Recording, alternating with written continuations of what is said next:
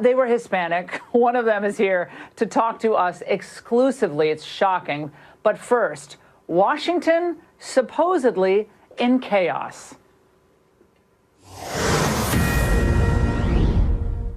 Well, it's happening. The House and Senate have adjourned, and now at midnight tonight, we will be in a partial government shutdown, all because the Democrats are refusing to fund the border wall. Just don't want to do it. Joining me now from Capitol Hill with all the details, working late at night. Oh, no rest for the weary. Peter Doocy. All right, Peter, what actually brought us to this point? And now, just walk us through. Where do we go from here? Laura, first of all, look at the clock. There are still 2 more hours until a quarter of the government shuts down, but most lawmakers have been gone for several hours. The Senate officially adjourned for the night in the 8 o'clock hour after leadership announced they didn't have the votes to pass a bill with $5 billion for a border wall, and they also announced that they weren't going to take any votes at all until leaders work something out with President Trump. Any changes they make to the bill would have to be approved by the House, but the House saw the writing on the wall. Nothing was coming tonight. They adjourned early as well. The last leader on the Hill tonight holding official meetings was actually the Vice President, Mike Pence, who brought Jared Kushner and Mick Mulvaney over to try to squeeze as much border wall money as possible out of Senate lawmakers. But he left about an hour ago, never indicating what the White House is offering in a deal or what they might give up. The Vice President also had to break a 47-47 tie earlier today to move to debate on the border wall money, and they did, but 47 votes is far short of the 60 needed to pass in the Senate. That vote today was kept open for hours because lawmakers needed to fly back from home, where they headed after passing a spending bill that didn't have any border wall money. And many of them are already on their way back home to their home states because leadership in the House and Senate have told everybody they'll have a 24-hour heads up before any kind of a meaningful vote on this spending bill. Laura. Now, Peter, I hear the echo behind you. I'm half expecting tumbleweeds to start blowing through the great, beautiful Capitol Hall that you're standing in. But, I mean, when is the last time you actually saw a living, breathing human being, Peter? That's my question. Well, other than the majority leader of the House, who's standing about 4 feet away from me, it's mostly just press. Well, he's coming on our show. Yeah, right. Well, he's coming on with us. All right, Peter, thank you for giving us the latest on this. It is unbelievable. I mean, no compromise in sight, and a lot of members have just decided to go home for Christmas. Well, joining me now, Corey Lewandowski, Trump's former campaign manager, and Joel Rubin. Joel is the former Deputy Assistant Secretary of State under President Obama. It's great to see both of you. All right, Corey, I want to start with you because we've heard this buildup now for about kind of 72 hours. I mean, in earnest. The buildup, and we're going to play a little montage of the media declaring that what's happened with Mattis resigning, and we have a segment coming up on that, but Mattis resigning, the partial government shutdown, so far no wall funding, which means, of course, the end. Let's watch. Is this the beginning of the end of what we have known as the Trump presidency? History will see this moment after the Jim Mattis resignation repudiation as perhaps the beginning of the end of this presidency as we know it. It really is a presidency in crisis like we haven't seen. I mean, we could have played another 4 or 5 sound bites, which I actually thought we had there, but this is the drumbeat. I mean, the Republicans are starting to abandon him. The Wall Street Journal is criticizing him. Allies are up in arms, et cetera, et cetera, et cetera. Where does this stand now, Corey? Any issues with messaging that can be tweaked or changed to get the narrative, Trump's in charge, he's protecting the country? Well, look, Laura, it's very simple. This president made a pledge during the campaign. I think it was his biggest pledge that he made. It received the largest amount of applause on the campaign trail, and now he has to fulfill it, which is to build the wall on the southern border. And the weak Republican leadership for the last 2 years in Congress have failed to deliver it. They asked the president not to shut down the government before the midterm elections because they were fearful it was going to hurt them in the midterms, and they promised to put the funding for the wall after the midterm elections. And once again, they failed the American people, and the president said, we've had enough. And because of your show and Jim Jordan coming on saying, fool me once, shame on me, fool me 4 times, shame on you, the president saw that and said, we can't tolerate this. And he knows if we don't get the funding for the wall now, it will never come to fruition. Joel, how do the Democrats go to the voters in the country? We know that we spend $18 billion a year on health care for illegal immigrants. We spend billions more in public education. We're compassionate people, and that's just what we do. But the Democrats can't find $5 billion to get the border fortification going in the form of a wall, enhanced fencing, et cetera. Why are we worried about other countries' borders and not focusing on our own, Joel? Well, Laura, we are worried about the American border, and there is over $1 billion that was already agreed to on a bipartisan basis by the Senate in a unanimous vote on Wednesday supporting border security.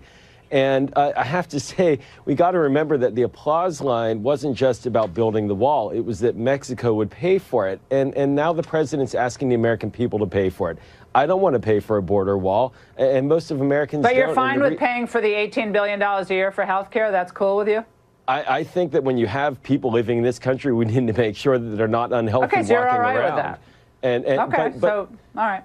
But, I mean, the key thing here is that this border wall doesn't have the votes, and it's going to have less votes in about 2 weeks. So the votes aren't there. It's theoretical. They're not going to get the money from this Congress. They haven't for 2 years. So why are we shutting down the government for a vote that won't work in the president's favor? Well, we deal in the realm of facts. So we have 25% of the government, non-essential employees, non-essential services are covered under the shutdown. And Corey, every time I hear non-essential, I think, well, why are these people in the government at all?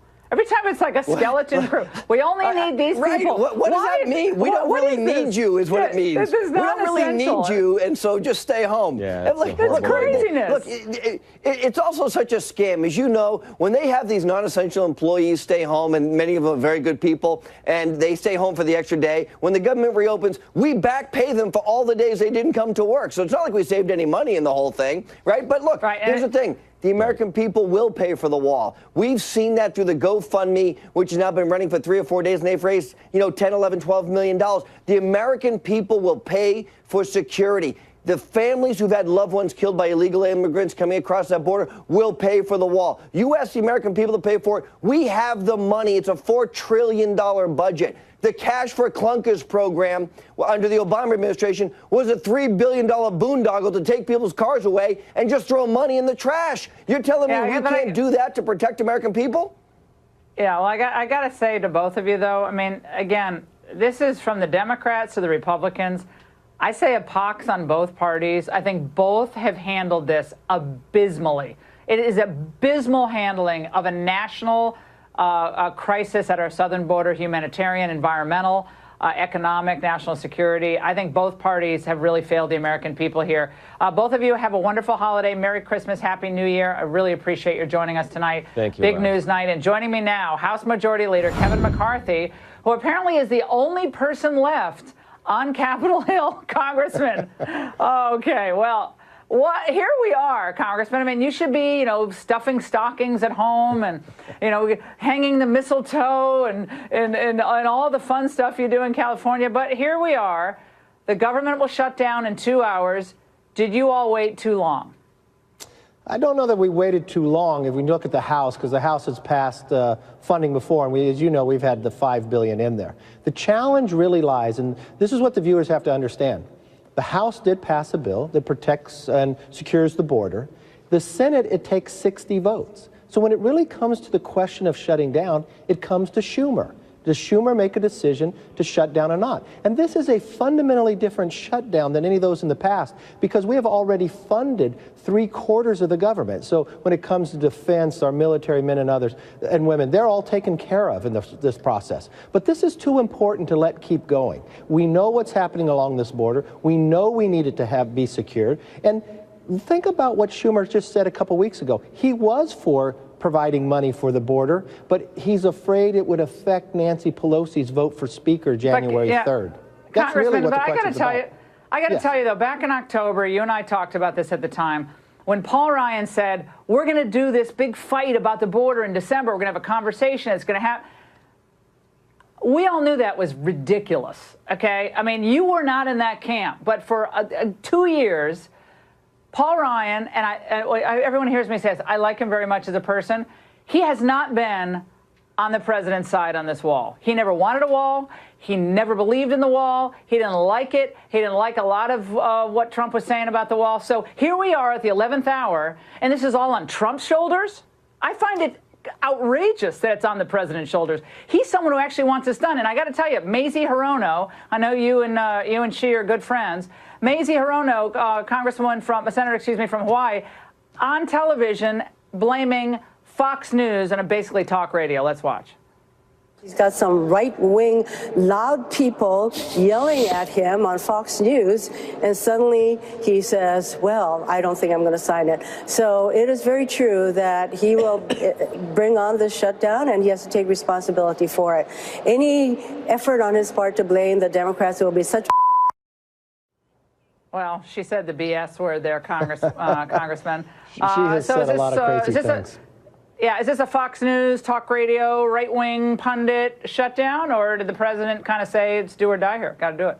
You know, the president campaigned on this. The president said he was going to fight for this all along. And this really comes down that it takes 60 votes in the Senate, but the president is doing what he promised, just like he's done across the country on everything else, from getting tax reform and others. This president is a fighter. And now, I know you might disagree with me, but Paul has been fighting for this wall as well. Maybe he didn't think at the right time, but here we are, we're in this fight. And what's changed this week, remember when Nancy Pelosi was sitting in the Oval Office? She looked at the president and said, well, you don't have the votes in the House. Well, we overwhelmingly proved that's not true. And we had sent the bill now to the Senate. So it really lies with the Senate. And the challenge there, as you watched the vote before, it comes down to what Schumer has some power, and that's unfortunate for the president, but more importantly, it's unfortunate for America. We see what's happening across this border. We need to have a secure border. It has to. Well, but that's why I'm still at work right now. Yeah, well, again, I beg to differ. I think Paul Ryan could have gotten the votes for that good lap bill. You came within 13 votes of passing that, and everyone was told it wasn't going to happen. I think it could have happened, and it would have happened. But look, you're right. I mean, the Senate has the cards now. We really appreciate your spending time with us tonight, and thank you so much, Congressman McCarthy. All right, we have a lot more to get to. Coming up, the Democrats' whiplash over war policy. Friday Follies with Raymond Arroyo, a brazen attack on 2 Marines by Antifa, all coming up. Stay there. Let's finish your Christmas shop. The anti-Trump forces in the media are pretending to be really distraught about yesterday's resignation of Secretary of Defense Jim Mattis. The sky is falling. There's chaos in Washington. The only adult has left the room. You've heard the echoes. Beware. A political earthquake is rolling through Washington as the Trump administration sinks further into chaos. There are no more grown-ups in the room. And you have America, Mika, in retreat across the globe, and the most extraordinary resignation in modern American history, certainly in the past 40 years. The Democrats on the Hill, who for 10 years were demanding our troops come home from Iraq, they now sound like they went to the Paul Wolfowitz School of Foreign Policy. I think this will be considered one of the worst foreign policy blunders of this century, certainly of this century today. No, who knows why the president is making this decision today. The way that he did it is totally ham-handed, and it does make the country weaker. A decision made in a cavalier fashion in terms of our allies in the fight against terrorism, a decision that is dangerous. I'm thoroughly confused now. Didn't they elect Obama not once, but twice, in part based on his pledge to bring the troops home? Over the last decade, we have spent $1 trillion on war at a time of rising debt and hard economic times. Now we must invest in America's greatest resource, our people. We must unleash innovation that creates new jobs and industries while living within our means. America, it is time to focus on nation building here at home. Oh, I want to stand up and cheer. In fact, at one point in 2011, Pelosi and other top Democrats were criticizing Obama for the slow pace of his troop withdrawal. Many of us would like to see this go faster than the path that was laid out. However, it may. And with the proper progress, whether it's on the civilian side, on the governance side, on the anti-corruption side, it may well be that we can have a quicker drawdown. She's very impatient for the drawdown there. But when Donald Trump is president, all the old principles of the Democrat Party, they fly out the window. Now, further, I think it's wise to focus on the substance in Mattis's letter, where he claimed, for instance, our strength as a nation is inextricably linked to the strength of our unique and comprehensive system of alliances and partnerships. While the U.S. remains the indispensable nation in the free world, we cannot protect our interests or serve that role effectively without maintaining strong alliances and showing respect to those allies. Well, before we rush to engrave those words on a tablet at Independence Hall, now let's think about Mattis's claim there. While his deep and abiding sense of public service and military heroism is inspiring, we all love that part of Mattis, the argument that America's strength is in our alliances kind of stands in contrast to what our framers believed. I reread George Washington's farewell address, believe it or not, on the plane on the way down here. And all Americans should read it, I think, at least a few times a year. It's stunningly beautiful, it's wise, it's humble, and in many ways it's prophetic. Now, Mattis is a guy who himself is steeped in military history. He knows that Washington warned against entanglements abroad that would ultimately put our nation at home at risk, and it wouldn't end up safeguarding the country's fragile independence. He said the following: "It is our true policy to steer clear of permanent alliance with any portion of the foreign world." Wow, it's hard to take that in now, right? That's what Washington said. But remember, Thomas Jefferson echoed the same sentiment in his own inaugural message. He said, "Peace, commerce, and honest friendship with all nations, entangling alliances with none." Washington also warned us to, quote, "avoid the necessity of those overgrown military establishments which, under any form of government, are inauspicious to liberty and which are to be rewarded as particularly hostile to Republican liberty." Of course, the point would be driven home 161 years later, after World War II and after the Korean War, by President Eisenhower. In his own farewell address, he said, "We must guard against the acquisition of unwarranted influence, whether sought or unsought, by the military-industrial complex." Now, I'm not here tonight to say we shouldn't work with other countries. Of course we do, and we should. And we should live up to our commitment to help our allies. But it's also the case we're not in a financial position to rev up the Team America World Police Squadrons either. And Mattis has said himself, including in his resignation missive, that we can't be the policemen of the world. Whenever we take action abroad, especially military action, it should be based on clearly defined goals with a specific and clear national security objective, which, once reached, allows for an American withdrawal from the region. The argument from so many of the Bush Republican types is, well, we can't pull our troops out because then chaos will ensue. Well, by that thinking, we'll never leave anywhere we deploy because chaos is always a possibility, especially in tumultuous places like the Middle East. My friends, Donald Trump's foreign policy is based in principled realism, not endless interventionism. We have no pressing national security interest in Syria now. We fulfilled our objective. We smashed ISIS, a success that the administration shares with General Mattis. Joining me now with reaction is David Morey. He's a former DHS special advisor under the Obama administration, and Ben Friedman, senior fellow at Defense Priorities. Great to have both of you here tonight. David, your old boss, Barack Obama, largely won the presidency on his non-interventionist message, specifically targeted at Iraq, but in general, that America cannot overextend herself, nor should we try to remake other nations in our own image. So why do you take issue, then, with what Trump has done here in Syria?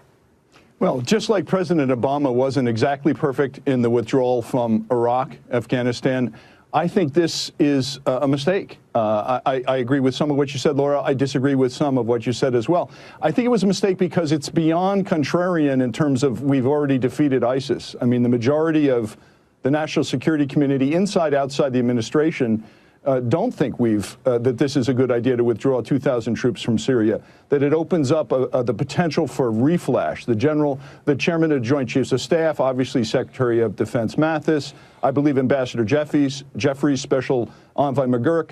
You know, this is a little bit like declaring victory, landing on the aircraft carrier with Mission Impossible behind you, something that President George W. Really? Because Bush Foreign would have Policy rethought. magazine, whoa, a second. Like, you just look a couple of months ago, and Ben, I want to get you into this. A couple of months ago, I was reading all the headlines this morning on the way down here, and it was foreign policy successes, the Trump administration, mission accomplished against ISIS. You know, obviously, ISIS wants to try to reconstitute itself, and here, there, and everywhere. So you're never going to, like, destroy all of ISIS, but in the area where we were focused, ISIS has been driven out.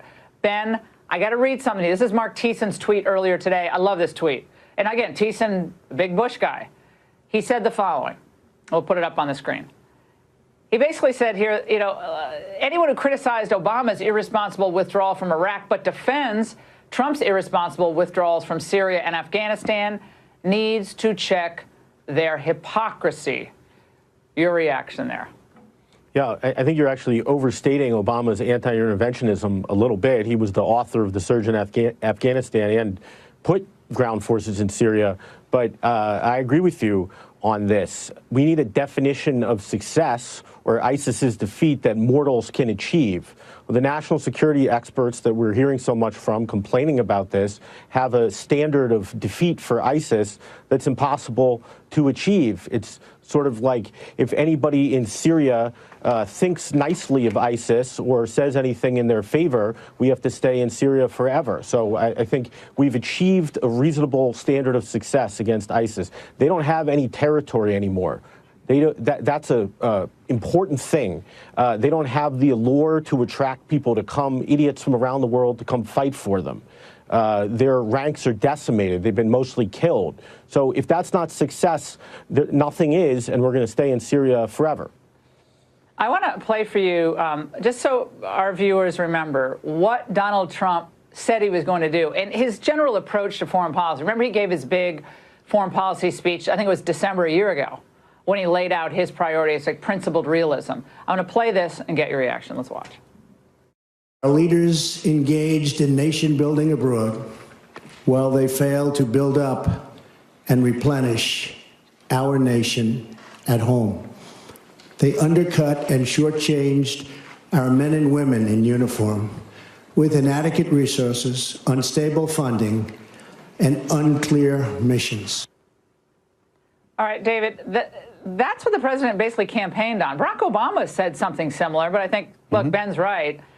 Realism on the ground in Afghanistan kicked in, couldn't pull everybody out, had a mini surge in Afghanistan, reluctantly deployed troops in Syria. He didn't want to do it at all. He had the red line. Trump smashed him back on the red line, chemical weapons used. But look, Donald Trump did respond to these chemical attacks. He got criticism from a lot of folks when he did, actually, on the non-interventionist right, but he did respond. It's not like Donald Trump has done nothing in Syria. So to hear all these Democrats today say, well, Donald Trump just had a herky-jerk foreign policy, I think it's been fairly consistent. We said when we get it done, we're gonna begin to draw down troops because we have a lot of stuff to do on the home front that has frankly not been done, not been paid for, and we've got to take care of business at home. I think he's just fulfilling his promise. Well, let me say this. I think, and Ben might concede this point in what he wrote earlier today, what gets people worried is the lack of a national security decision-making process. I think President Trump made this decision talking to President Erdogan on the phone. So there's no strategy, communication, scenario planning that feels like it's in action. Number two, it's bigger than Syria. Just like Afghanistan, 9/11 was bigger than Afghanistan. What could this incubate? What are the ramifications for Israel, Iran? There are a lot of questions there. Listen, $3 trillion of spending on Iraq and Afghanistan is in some ways hard to defend from any perspective, from any party. So I think the issue is, what do these 2,000 troops represent into the potential of a reflash and the potential of a danger to the United States of America? Ben, guys, there is always a potential for reflash. That's why going into these very difficult, tumultuous places, with tribal factions. You know, ISIS is a Sunni terror group. Hezbollah is Iranian-backed. Then you get the Alawites with Bashar al-Assad. You got the Christian community that was protected by Assad and has been destroyed and brutalized and persecuted under ISIS and what's happened. So this is a complex web of relationships and detail.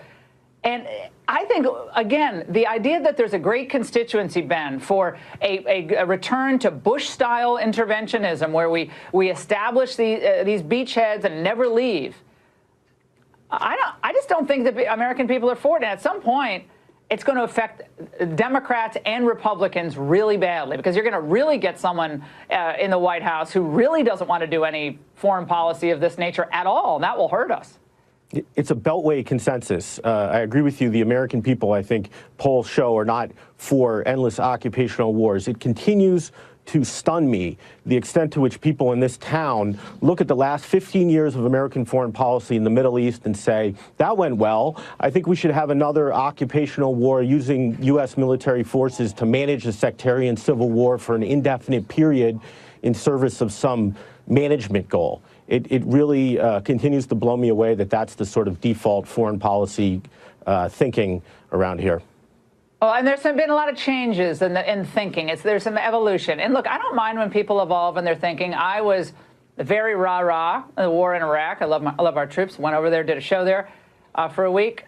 But after a while, it became fairly obvious to me it was a huge mistake, and many others. Okay, so people evolve, they change. But Rachel Maddow, who I think, look, she does a good job over there at MSNBC, but it's kind of confusing where she's come down on this issue. Let's hear about what she said last night. Let's watch.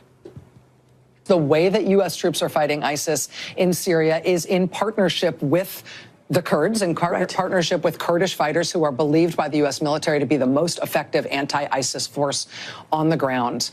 And if the U.S. is now going to leave, what you're hearing, what you just described, is essentially devastation for the Kurds. But then in an interview she did for a book, Glenn Greenwald tweeted this out earlier, an excerpt from this book called Drift. She said, in part, we don't need a radical new vision of post-Cold War American power. We just need a small c conservative return to our constitutional roots, a course correction, advocating against this almost colonial approach to foreign policy. I think the left is really kind of caught in between, two different countervailing positions here, David, and I think it's hard to square the circle. Well, I think that foreign policy needs to be driven from the center. We might even agree on that. You know, you talked about at the beginning entangling alliances. I agree we're against that. It doesn't mean we're against all alliances. We can't take our allies and make them adversaries. And I'm not sure it's a great idea to take our autocrats and make them allies. I think, that's the challenge that we have today. I think this is too much of a dangerous world to be in it alone. Wait a second. Yeah, okay, Dave, but we're dealing with China, right? China, we trade with China, we do technology transfers with China, we got a Marxist-Leninist regime. So all these people are like, oh, we can't deal with bad actors. We're dealing with bad actors morning, noon, and night with China. CEOs, Hollywood, the media, universities. So, I mean, we got a wild deal. Real quick, because we're out of time. SecDef, any picks? Ben, real quick. I can't think of anyone who would take the job who I could recommend for it. All right, David, anyone? Bill Cohen. He's not going to take the job either, so that's not helpful. Oh, okay. Well, mine is Jim Webb. All right, mine's Jim Webb. Oh, yeah, it's good. I like that. Or not. I think it'd be a great choice. Former I agree. We all Secretary agree. of the Navy and former Assistant Secretary of Defense. Yeah, he's my pick. He would be phenomenal. All right, guys, thanks so much. And coming up, Raymond Arroyo and I settle one of the biggest Christmas disputes of all.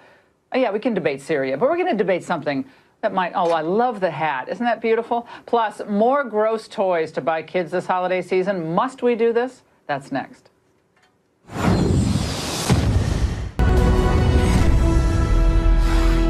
It's Friday, and that means it's time for... Oh, it's Friday Follies. Come on, be in a good mood. Vacation time, kind of, sort of. Well, maybe you're working, but... Well, tonight, how do you know that you're really watching a Christmas movie? Our traditional real versus fake tree debate and more popular toys you may not want under the tree. Throw them away now. Joining us now with all the details, Raymond Arroyo, Fox News contributor, New York Times bestselling author of the Will Wilder series. Raymond. this is wild, okay? There are all these familiar movies that show up on TV or streaming this time of year, and it's fun because they're kind of a family tradition. For me, it's a Wonderful Life, those types of movies, but there's now a debate over whether that Bruce Willis, the old film Die Hard, is a Christmas movie. Explain this to me, please. Well, for years this has been going on, whether it's a Christmas movie or not. So 20th Century Fox put out this trailer to end the debate. Watch. Get ready to jingle some bells and deck the halls with boughs of Bruce Willis in the greatest Christmas story ever told. Laura, this really doesn't end the debate at all. I know they're trying, but remember what Bruce Willis said a few years ago. Die Hard is not a Christmas movie. It's a Bruce Willis movie. Then there was the poll, Laura. 62% of people said it's not a Christmas movie. Only 25% thought Die Hard was. And though I'm happy to have the debate, and we can do it on Twitter at Raymond Arroyo or at Ingraham, I have my own Arroyo guide to Is It a Christmas Movie? Here's my checklist. Is it set during Christmas? And can the whole family watch it?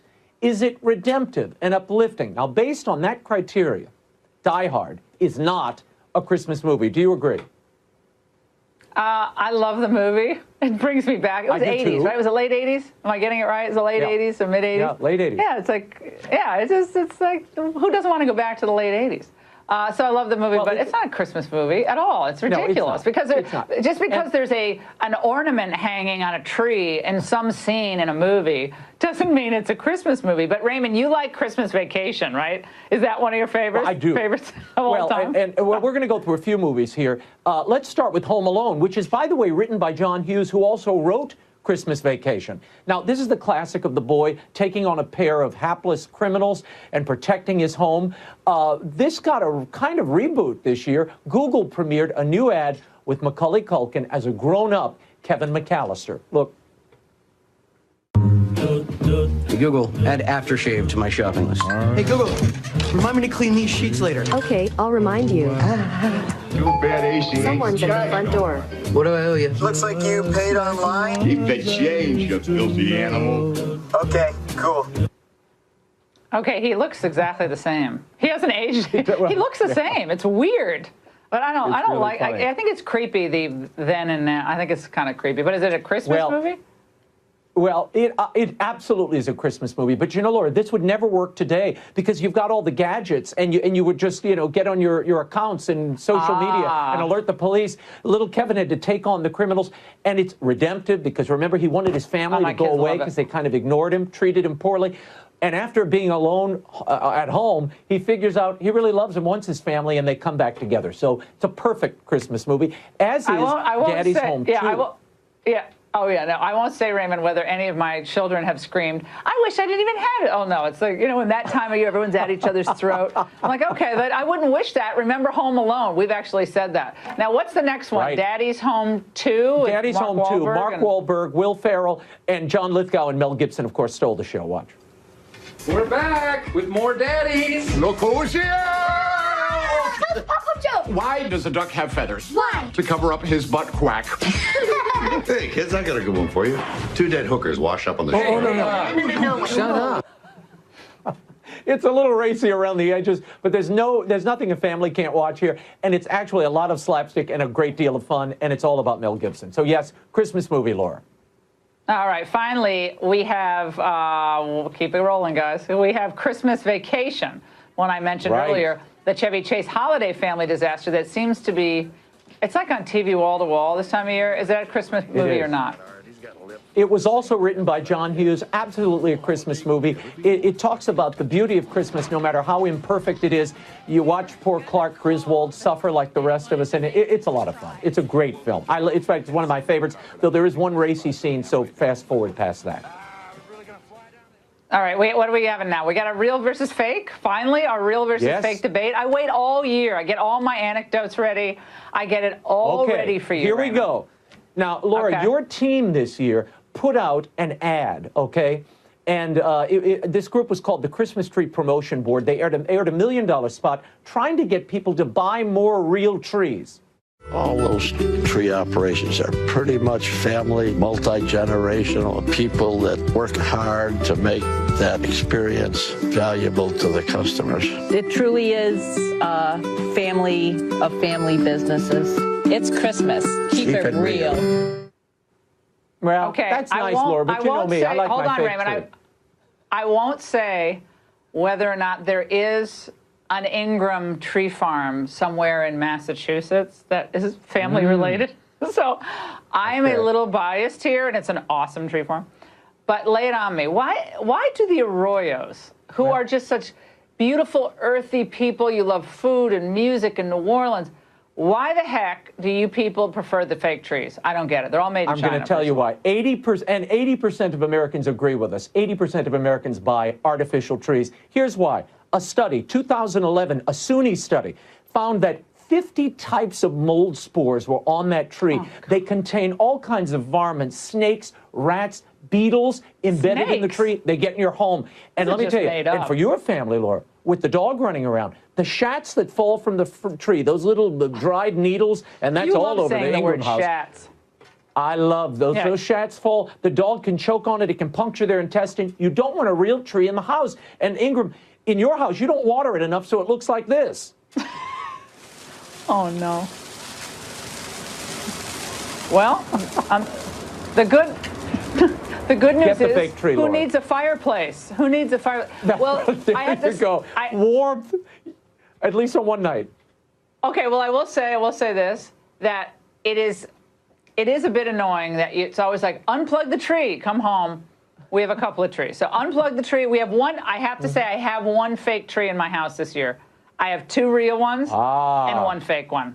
I have given in, but I don't spend any time. To the light, Laura. No, I don't spend any Merry time in Christmas. front of the fake tree. No time. It's only in front of the real trees. But the shats, You're a tree no word. snob. Spray the pine scent. You don't know the difference. Except Okay, you don't Raymond, get fires. All right, Raymond, thank you so much. Again, I win. Real always wins out over fake. Raymond Arroyo, Merry Christmas. All right, Merry coming up, another story which is unbelievable. You won't even believe this. 2 Marines were accosted by these left-wing Antifa thugs. We're going to speak exclusively to one of the men who was attacked, verbally assaulted. And why did this happen in the city of brotherly love? Don't go away.